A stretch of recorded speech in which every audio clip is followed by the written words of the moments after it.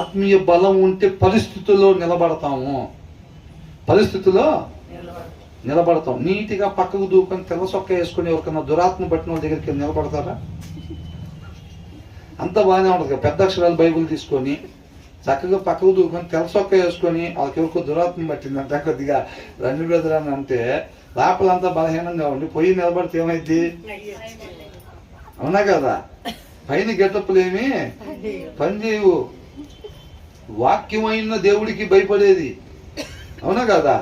మన గెటప్పుకి ఎవడు భయపడ్డా, అసలు భయపడింది కాకుండా అయ్యంట తొంగి చూస్తే లోపల ఖాళీగా ఉందిరా అంటే ఉండాల్సిన ఆయన లేడురా.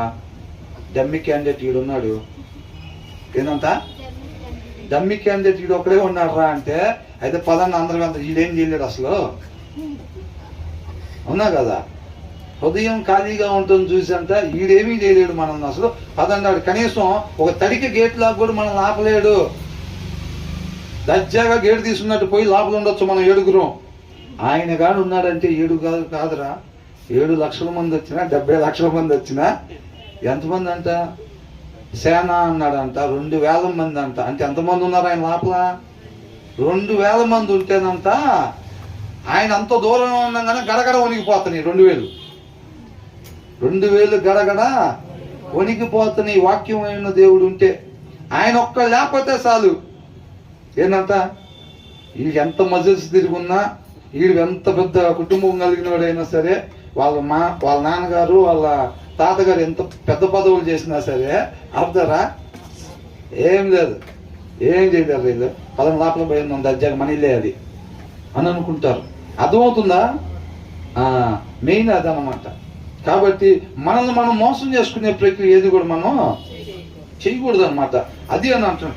ఎవరైతే ఆ వివేచనని ఏం చేయాలంట లక్ష్యము చేస్తారో వాళ్ళకి మాత్రమే మేలు కలుగుద్ది అని అంటున్నాడు. అర్థమవుతుందండి? జ్ఞానాన్ని ప్రేమించకపోతే వారిని వారు ప్రేమిస్తున్నట్టు కాదు.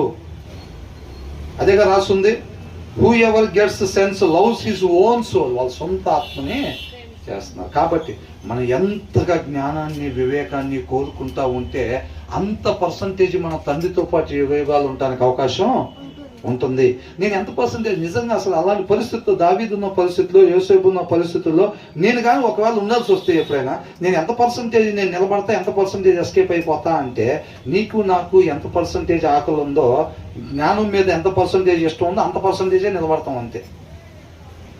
వీళ్ళు ఎవరు జాతకాలు చిలక దోషాలు చెప్పే పనేమీ లేదు. నీకు నాకు వాక్యం